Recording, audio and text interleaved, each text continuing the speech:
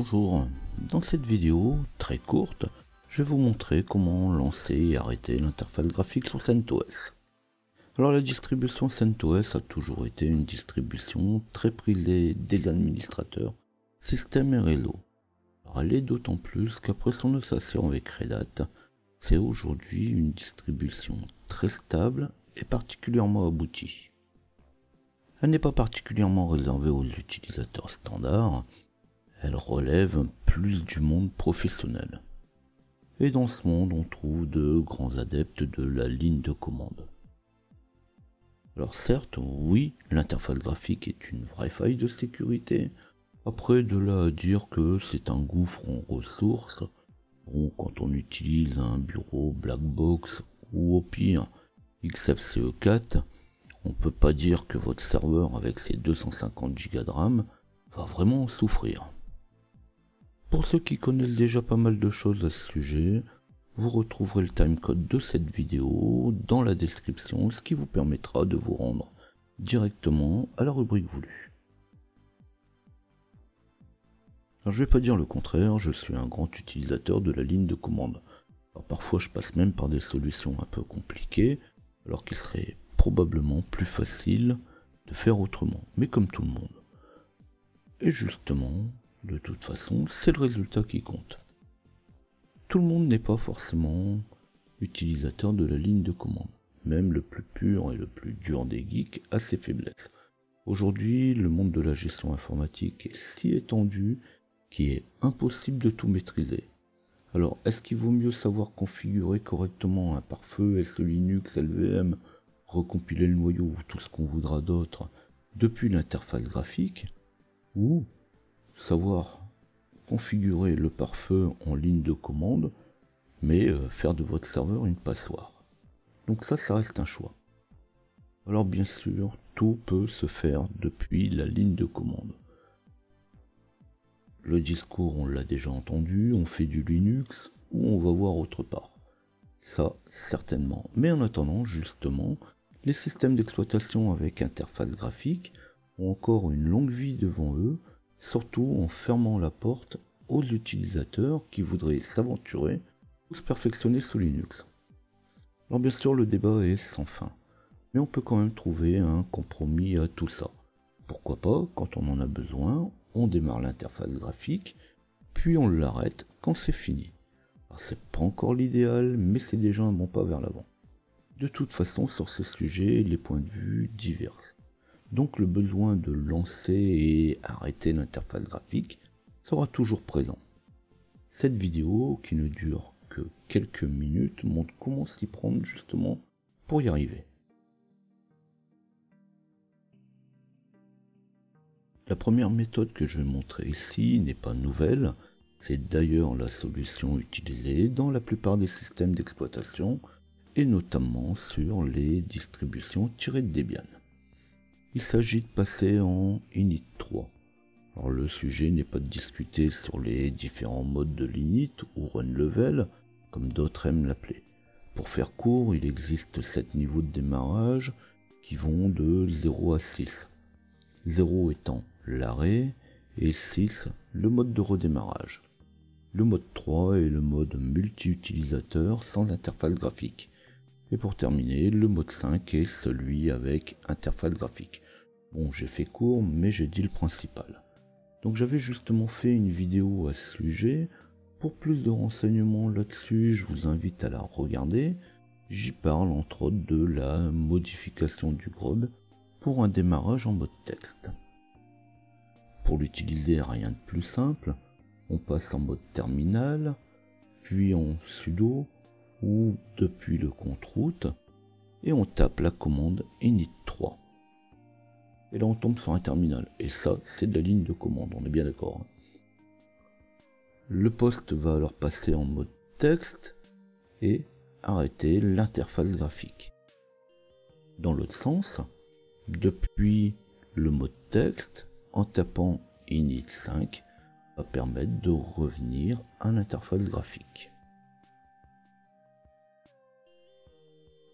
Le temps que l'interface graphique redémarre, je vais parler un petit peu de la commande init, parce qu'on entend beaucoup de choses sur init 0, init 6 ou reboot.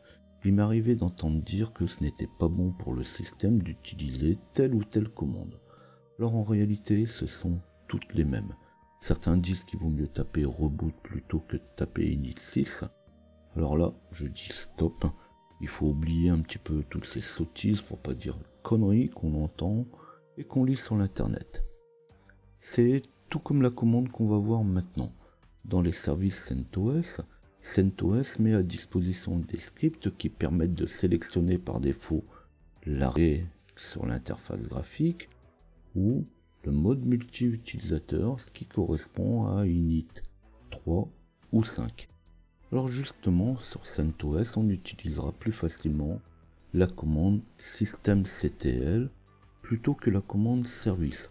Effectivement, sur les systèmes Debian ou dérivés de Debian, on utilise plus facilement la commande service start, mais aussi on peut également utiliser systemctl, c'est exactement la même chose. Alors non, en fait, il y a quand même une différence, c'est juste l'habitude. On a l'habitude de taper système ou on a l'habitude de taper service. Alors celui qui veut utiliser la commande init 3, init 5, qui veut modifier le paramètre du noyau dans le grub, qu'il le fasse. C'est le résultat qui compte et ni l'une ni l'autre des solutions est meilleure ou pire que l'autre. L'idée de cette vidéo est de voir comment s'y prendre en particulier pour le faire sur CentOS. Car effectivement, CentOS met à disposition des scripts par défaut pour placer le système en mode démarrage multi-utilisateur ou en mode graphique. La commande tient en une seule ligne et c'est quand même bien plus pratique que d'aller mettre les mains dans le système. Alors il s'agit d'utiliser la commande systemctl qui permet de gérer les services et de lui indiquer quel service multi-utilisateur ou graphique placé par défaut. Donc retenez bien cette phrase parce qu'en réalité je viens de donner la réponse mais en français. Repris en anglais, ça va donner systemctl set default multi-user target ou systemctl set default graphical target. Alors rassurez-vous, vous trouverez les commandes dans la description de la vidéo. Comme ça permettra d'avoir la syntaxe exacte. Alors puisque je veux redémarrer mon système en mode utilisateur, je vais commencer par la seconde. Donc je vais commencer par la commande systemctl set default graphical target. Alors on voit alors que le système de démons, les démons sont des programmes qui tournent en arrière-plan, ce sont des services. En fait ce sont la même chose mais appelés différemment. Systemd crée un fichier par défaut pointant vers le système voulu. Donc ici, l'interface graphique. Et la commande systemctl set default multi-user target fera la même chose mais pour le mode multi-utilisateur. Me reste alors plus qu'à redémarrer pour vérifier si le système démarre bien dans le mode que j'attends. Alors on fait reboot ou init 6, chacun son choix.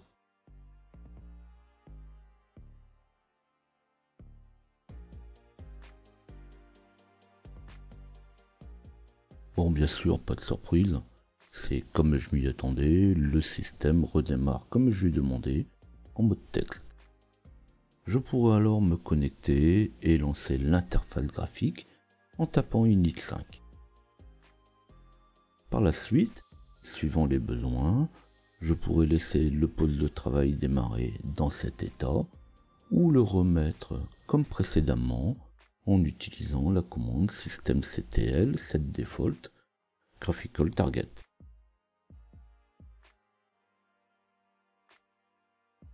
Bon, qui a dit que Linux c'était compliqué? Vous avez vu, en moins de 5 minutes ou à peu près 5 minutes, il y a moyen d'expliquer et comprendre comment désactiver et réactiver l'interface graphique. Et en plus, c'est sur CentOS.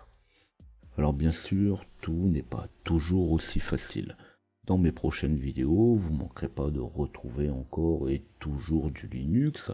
Alors c'est moins sûr que 5 minutes suffiront pour faire le tour du sujet, mais il en faut pour tous les goûts et pour tous les niveaux. Pour découvrir l'ensemble de mes vidéos et aussi des centaines de documents, il vous suffit de flasher le QR code ou taper LJP Info dans Google. Alors bien sûr, je vous invite à visiter mon site.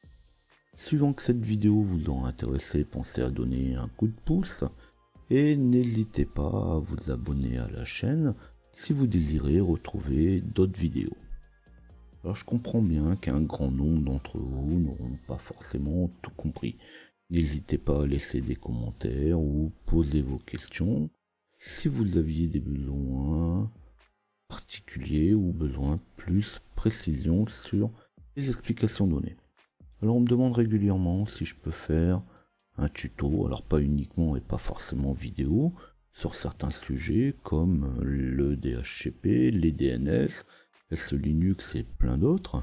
Alors bien sûr j'y pense, je note les demandes, je traite certains sujets parce que ça me passe par la tête, et puis je reprends ma liste de to-do que je finirai bien par satisfaire tout le monde, mais je vous demanderai un petit peu de patience. Je dois avoir actuellement une bonne centaine de sujets sur le gaz. Alors bien sûr en informatique des sujets c'est pas ce qui manque. Alors en attendant je vous dis à bientôt.